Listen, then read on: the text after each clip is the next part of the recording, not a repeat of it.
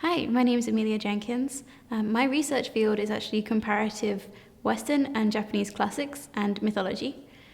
So I got here by having done an undergrad in classical studies with Japanese, and I wanted to find a way to combine those two different areas. And also, one day when I was reading the Kojiki, which is the oldest extant Japanese text that there is, I noticed that there was a myth in there which is exactly like a Greek myth. And so it sparked me to kind of question, why do these things exist and why are there such similarities?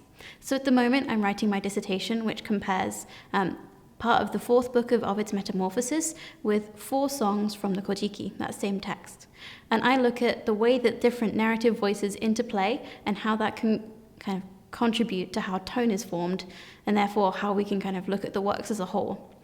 So I actually had a lot of trouble with trying to come up with my question. Initially, it was just way too vast. It didn't kind of narrow it down at all. And so I got told to go away and come up with something more narrow. And I thought I did that, but then they said, no, go away and make it more narrow, until it got to the point where I'm actually now just doing about 200 lines of Latin and about 80 very short lines of Old Japanese and comparing those two. And so it's about kind of going away, looking at what you've got, what text you want to use, try and narrow it down to the smallest thing possible, and then working from there.